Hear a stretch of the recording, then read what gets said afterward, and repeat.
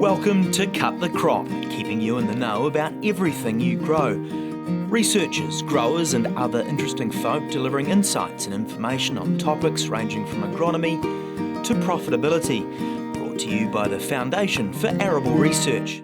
Hello and welcome to Cut the Crop. I'm your host today, Anna Heslop, and my guest is a very familiar face and voice, FAR CEO Alison Stewart. Yep. Hi, everyone. So Alison has just returned from a whistle-stop tour around mostly Scotland and the UK. And so she's been meeting there with arable growers and researchers. So I thought we'd have a catch-up, see what she saw and learned. And we'll start, Alison, with what was the aim of the trip? Well, actually, the aim of the trip was to go to a family wedding, but given the fact that I was going to go all the way over to Scotland, it made sense to try and integrate some work-related activities.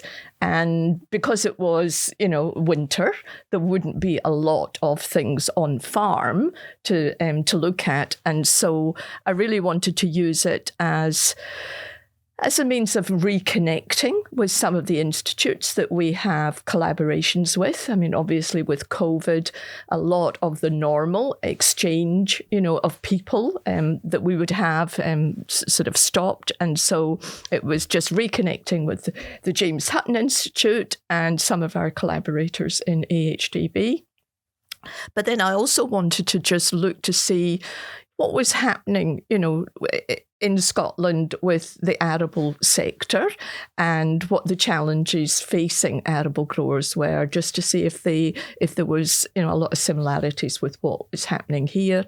And I also wanted to look to see what are arable farmers in Scotland doing to try and maintain their profitability, and are they diversifying into a range of different things. So it was really look-see just to re-engage with what was happening in Scotland. Okay, so you mentioned the James Hutton Institute.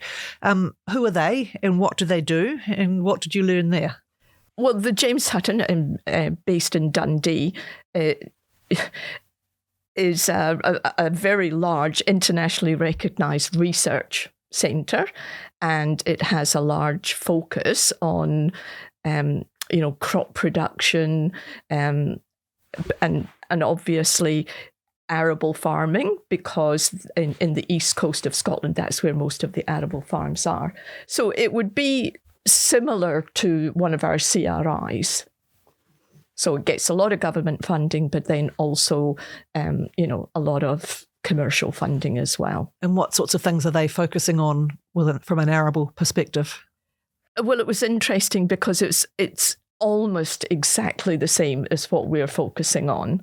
I met with the director of the institute, Colin Campbell, and we had a good chat about mixed cropping systems, mixed cropping livestock systems, because probably in the UK and New Zealand we have the most diversified arable systems, compared to say Australia or America or whatever. And so there was just a lot of similarities in the way in which we've integrated arable crops, vegetable crops and livestock in the system.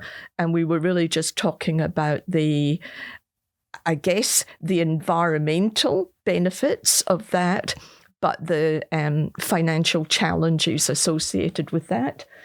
They have just received £70 million to establish an international barley hub. So they're building a big new flash building. And as part of that, they've also got a plant phenomics centre that they're building as well. So that's, being able to control the environment, to be able to look to see how plants respond and pests and pathogens respond. And it's very much focused on climate change, adaptation and mitigation. So I was really interested in that. And lo and behold, they're also finding it very challenging being able to get good into good communication and good connections with their farmers. They're finding that the farmers are getting 101 things thrown at them. And so we were talking a lot about knowledge exchange and how you reach farmers effectively.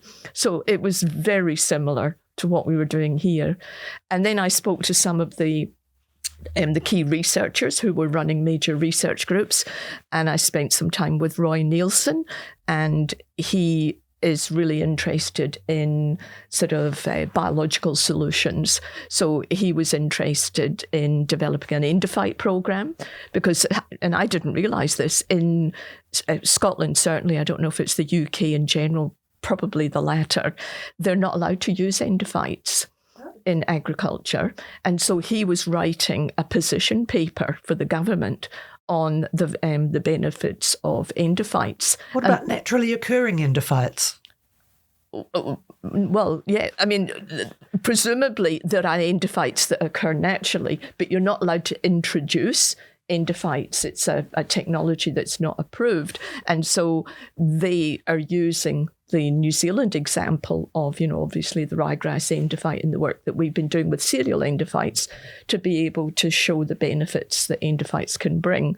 And that sort of links in also to big promotion around biological products, biostimulants, biofertilizers, biopesticides. And of course, because that's my area of expertise, we had a really good discussion about that and about how we could collaborate in that area. That was going to be my next question is, I mean, you were learning a lot from them, but they must have been equally interested in what they could learn from here. Oh, absolutely, yes. And it was very much, there are a lot of things that they're doing that we're doing also, but maybe in a slightly different way. And the question is, can we improve what we're doing by looking at what they're doing and vice versa?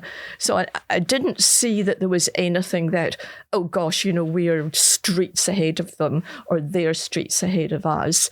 We're all working on similar things, but we've just made a little bit more progress on some things and vice versa.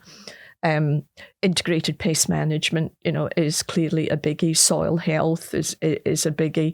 So yeah, nutrient management, nitrate leaching, it's all the same sort of stuff. All very familiar. And what about with the AHDB? Because things have changed there a wee bit in recent years.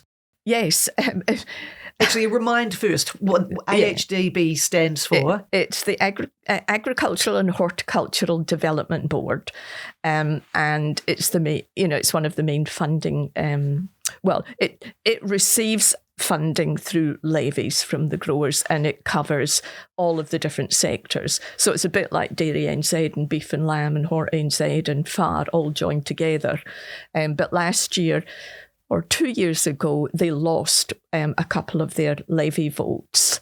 And we actually spent a lot of time talking about, referenda and how to keep your levy payers engaged.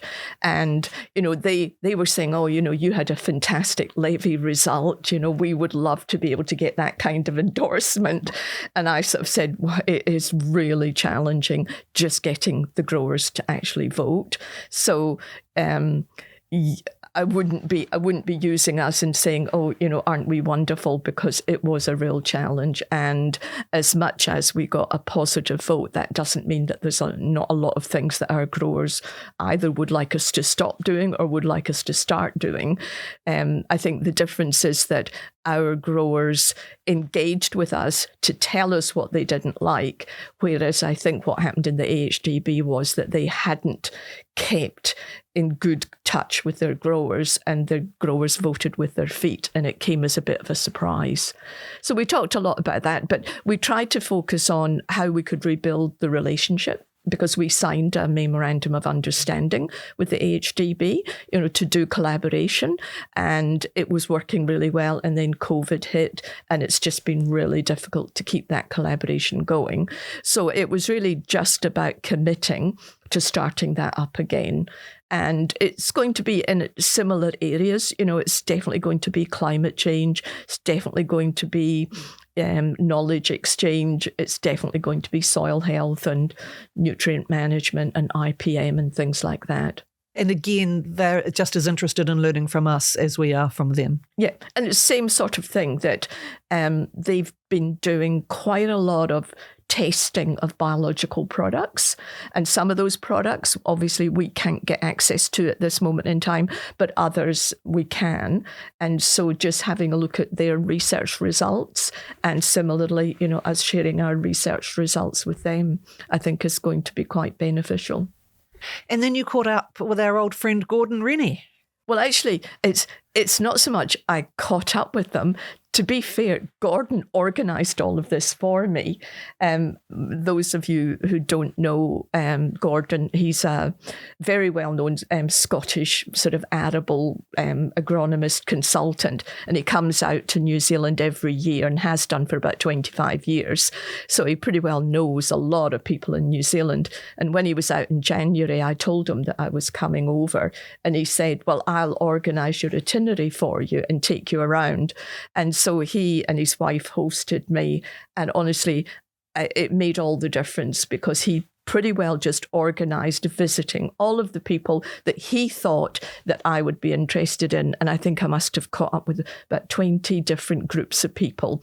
And so it's a big thank you to Gordon. And so amongst those people were growers. You got your boots on the ground and looked at some farms. Oh, well, not really, because of course the week that I arrived was when Storm Babette sort of hit, and just as we've had environmental sort of disasters here with Cyclone Gabrielle, that Storm Babette was pretty devastating, particularly on the east coast of Scotland, and so a lot of farms were underwater.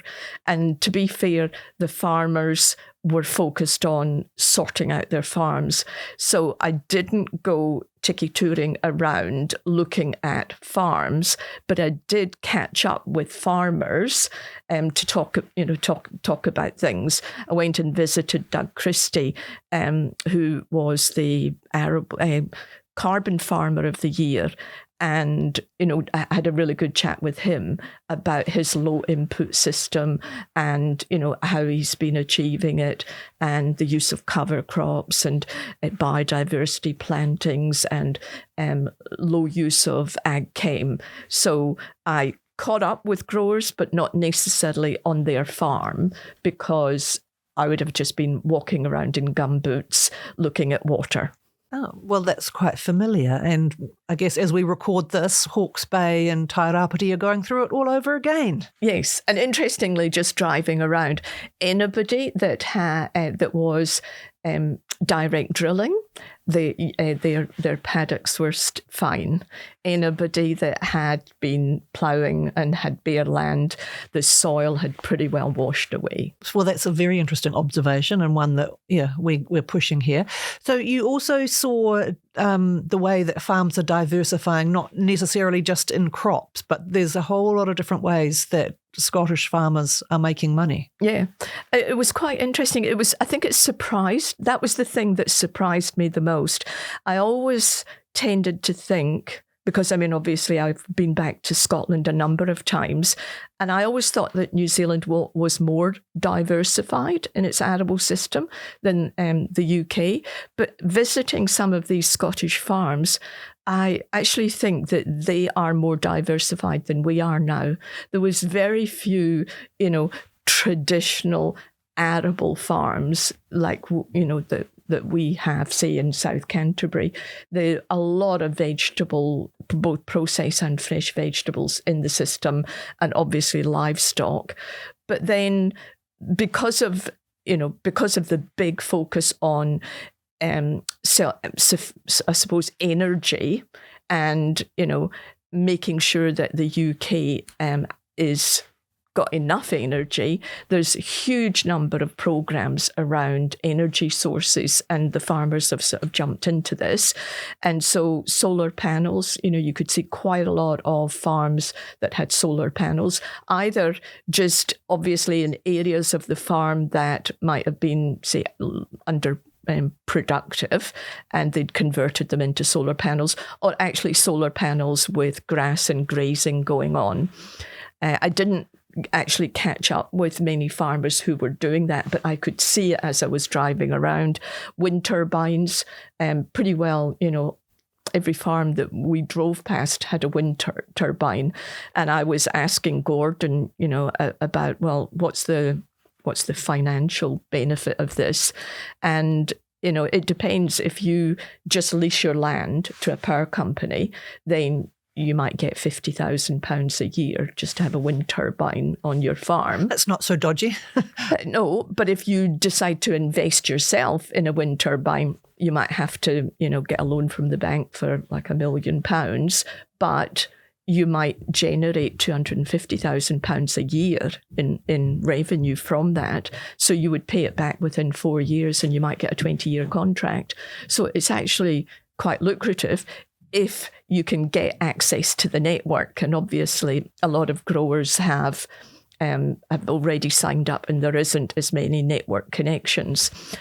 And the same with anaerobic digesters to produce gas to go into the gas network. Quite a few growers have invested in that, and they're using crops that they're growing on their farm to feed into the digester. And you've obviously got to be close to a gas pipe, and you have to cover the cost of that. But the digestate that then comes out of that, you can use as a fertilizer to go back on your farm or to sell to other farmers. So are they putting whole crops in, or off the not grain? No, whole crops like sugar beet, barley, rye. So they've got these huge, big, stockpiles of sort of plant stock, and they're feeding it into the digesters. And that's something that in Europe, in the Netherlands, Steve Bierema was saying that it's really popular. And I guess it really just depends on the efficiency and the scale of the operation, what the financial returns are. Certainly the farmer that we went to visit, clearly it was financially beneficial. Do they see any trade-offs there between food security and energy security? I doubt that any farmer would convert their entire farm. I got the impression what they were doing is they were just using it as part of the rotation. So they had their arable crops, they had their vegetable crops, a bit of livestock, and in there they had, some sugar beet, some barley, some rye, and that went to the energy and the rest went to food. Well, okay. So in summary, in your whistle-stop tour, what did you see and learn that New Zealand growers should be thinking about, whether it's something they could be trying or something that it would be wise to avoid? So I didn't see anything that would be wise to avoid. I think I saw a greater willingness to try new things and to take a little bit of a risk, a calculated risk to diversify into different revenue generating sources and to modify their rotations. Very big awareness and focus on environment. Now, obviously, because, pre-Brexit, UK growers were getting a subsidy.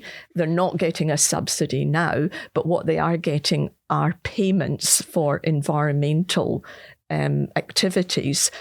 And they are definitely buying into that in the sense that, they're getting a huge number of opportunities to make changes on farm and get paid for it. And that is going to make their farms more resilient. And my worry is that if there are other countries that are paying farmers to make environmental improvements on their farm, and those farms are becoming more resilient, they're becoming more environmentally sound, and many of the farmers in Scotland are absolutely focused on becoming carbon neutral. And I just sort of worry that we will start looking as though we're a little bit behind because of those initiatives that they're having overseas. And so, our strategy of, charging farmers if they don't do things versus paying farmers to do things that benefit the environment.